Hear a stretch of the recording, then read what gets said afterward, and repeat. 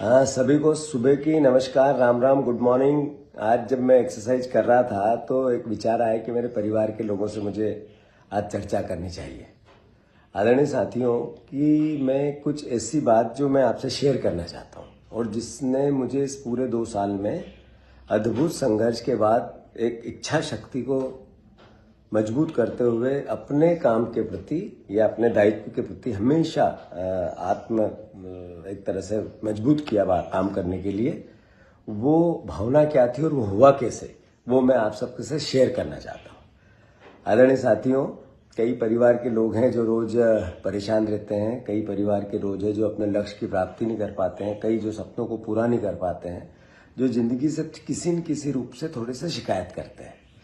तो कई लोग उसमें से ड्रिंक करते हैं, कई और तरह का नशा करते हैं, कई लोग और परेशान रहते हैं, नशा नहीं भी करते हैं तो दुखी रहते हैं, और कोई लोग खुश भी रहते हैं, हैप्पीनेस इंडेक्स भी उनका अच्छा रहता है। मैं सबके लिए एक अनुरोध करना चाहता हूँ। मैं मेरी बातें शेयर करके आपके दर्द को जीना चाहता हूँ, इसलिए कृपया ध्यान से सुनें। मैं आज से लगभग 19 महीने 20 महीने 2 साल पहले मैं लोक विधानसभा के चुनाव की तैयारी कर रहा था। इस बार का जो चुनाव था वो बहुत पॉजिटिव था। मेरे जन समर्थन में जब व्यक्तिगत जाता था, लोगों से मिलता था, आंखें पढ़ता था, तो आज तक मैं कई चुनाव लड़ा, पर ये चुनाव बहुत अद्भुत अकल्पनीय मेरे समर्थन में मुझे लग रहा था।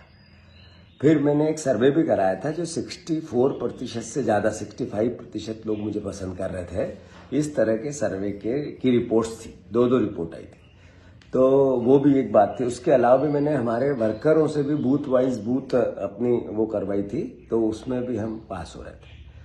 फिर मैंने जितनी साइकिल चलाई, मैं समझता हूँ कि आई डोंट नो, पक्का नहीं है, पर पूरे देश में किसी एक राजनीतिक कार्यकर्ता ने नहीं चलाई होगी, वो भी कॉन्स्टिट्यूंसी में। इसका उद्देश्य ये था कि लोगों के बीच में बने रहो।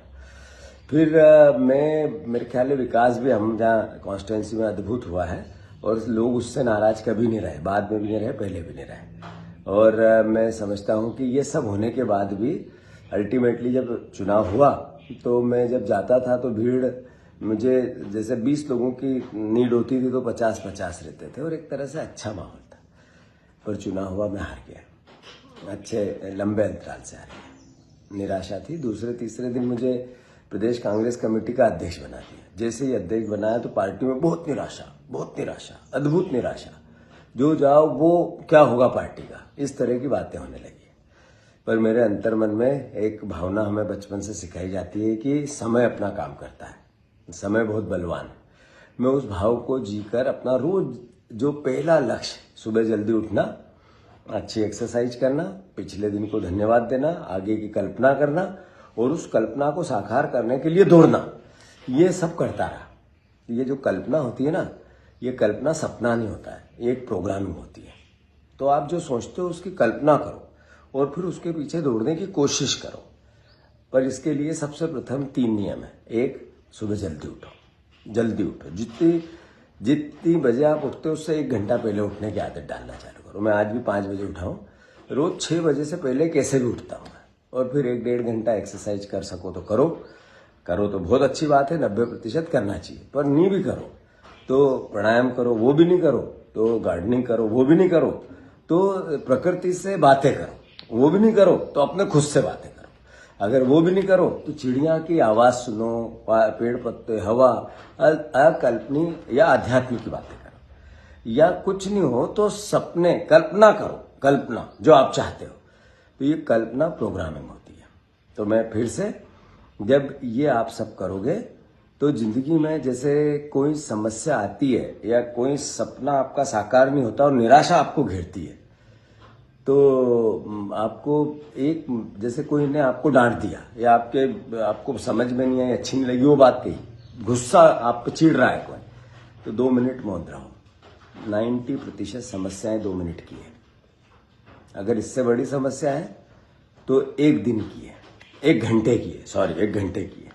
अगर उससे बड़ी तो 1 दिन की है। आपको 1 घंटे से ज्यादा कोई समस्या कल की याद हो तो देखो, 1 दिन से बड़ी कोई समस्या रही हो तो वो देखो, और फिर भी कोई रह गई हो तो 1 हफ्ते में सारी समस्याओं का समाधान है। अपने आप समय अपना काम करता है। इसलिए जो अपने आप में बेचैनी इंस्टेंट आती है, जैसे अपने को जो पसंद नहीं आए वो बात कोई कर रहा है, या आपको कोई दर्द दे रहा है, या आपसे कोई घृणा कर रहा है, या आपसे कोई सवाल कर रहा है, तो उससे घृणा मत करो। उसकी जगह जाओ और उसके दिमाग से अपनी बात को समझो, तो उसकी जो भावना उसको आप समझ पाओगे। जो आपसे घृणा करे उससे प्यार करो। और सबसे बड़ी बात अंत में, ये मोबाइल है ना, ये सुबह जैसे मैंने आज उठा लिया है, ये कभी नहीं उठाता हूँ मैं। आजकल मैं पहले साइकिलिंग पे आता था तो फेसबुक लाइव करता था, फिर मैं सुबह सुबह बहुत बातें करता था। पर ये मोबाइल आपसे कम से कम जब तक आप एक्सरसाइज करके नहा नहीं लो तब तक दूर रखो। ये रील्स है ना, रील्स, ये मेरी भी रील हो तो मत देखो, दुश्मन है आपकी। इसलिए मैं आप सबसे आग्रह करता हूं कि मोबाइल से एक लिमिट तक प्यार करो, और जो आपसे प्यार करे उससे भी प्यार करो, जो आपसे घृणा करे उससे भी प्यार करो। बहुत सरलता हो जाएगी। जो कल्पना करते हो आप, वो कल्पना साकार हो जाएगी। निरंतरता बनी रहे, रोज अपने काम के प्रति दौड़। जो नियति ने आपको काम दिया है, जरूरी नहीं कोई राजा है तो वो आपसे अलग है, ऐसा नहीं है। वो भी रोज सुबह उठता है, चाय कॉफी पानी जो भी उसका दिनचर्या वो पीता है, फ्रेश होता है। थोड़ी और कुछ बातें जो आप करते हो, आपके ईश्वर ने आपको जिस परिस्थिति में रखा है वही सब करते हैं।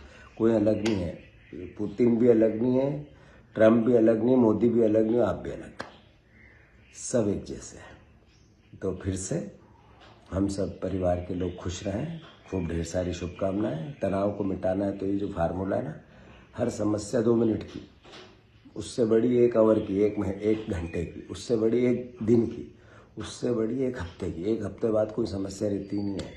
इसको इस टेस्टेड फार्मूला है, चेक करते रहो। गुड मॉर्निंग, धन्यवाद। अगले मंडे या सोमवार के दिन फिर बात कर सकते हैं। धन्यवाद।